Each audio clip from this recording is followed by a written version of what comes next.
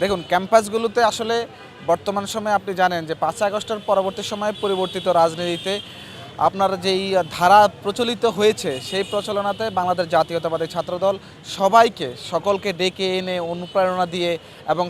সকলের সাথে ঐক্যবদ্ধভাবে মুক্ত গণতান্ত্রিক চর্চা এবং প্রতিটি ক্যাম্পাসে সকল রাজনৈতিক সংগঠনের যে সহাবস্থান এবং সাধারণ শিক্ষার্থীদের কথা বলার স্বাধীনতা, চলাফেরার স্বাধীনতা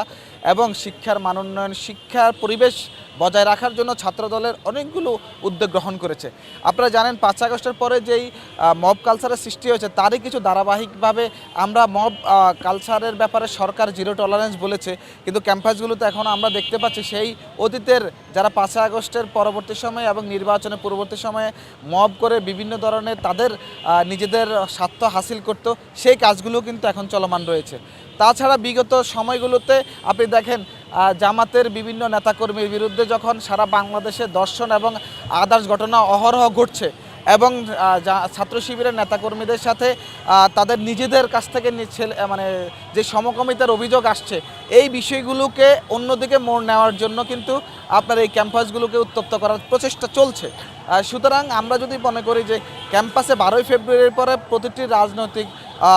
সংগঠন, ছাত্র সংগঠন তাদের মুক্ত গণতান্ত্রিক চর্চার যে সুযোগ পেয়েছে এবং ছাত্রদল সেখানে সর্বোচ্চভাবে সকল রাজনৈতিক দলকে অনুপ্রেরণা দিচ্ছে যে আপনারা মুক্ত গণতান্ত্রিক চর্চা করুন। আমরা যদিও একটা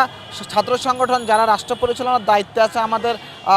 মাদার সংগঠন, সেই হিসেবে আমরা তাদেরকে সকল ছাত্র সংগঠনকে অনুপ্রেরণা দিচ্ছি। সেই জায়গায় ওই জামাতের ধারাবাহিকভাবে অন্যায় এবং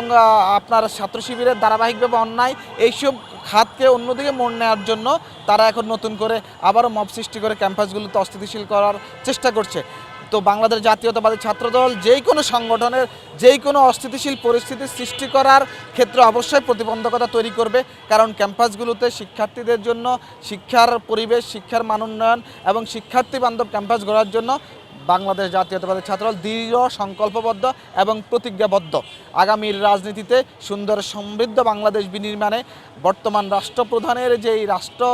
পরিচালনার যে দূরদর্শী চিন্তা, সেটার সারথি হয়ে বাংলাদেশ জাতীয়তাবাদী ছাত্রদল প্রতিটি ক্যাম্পাসগুলোতে সুন্দর সুষ্ঠু অবস্থা বিরাজ করার জন্য সচেষ্ট আছে এবং থাকবে। শেখ হাসিনা তো বারবারই যখন ফ্যাসিস্ট সরকার হিসেবে সে এই দেশের সরকার প্রধান ছিল তখন সে বলে যে শেখ হাসিনা পালায় না,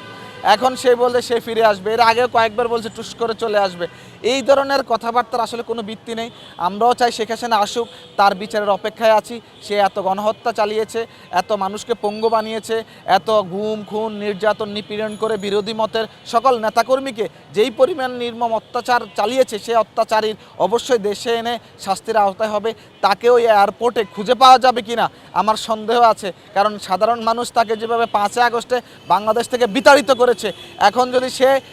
সরকারের ওই দুটা রাষ্ট্র ভারত এবং বাংলাদেশের পররাষ্ট্রের সাথে যদি সংযুক্ত না হয়ে তাকে যদি ফিরিয়ে দেওয়া না হয় এবং তাকে যদি দেশে ফিরিয়ে দিতে যদি ভারত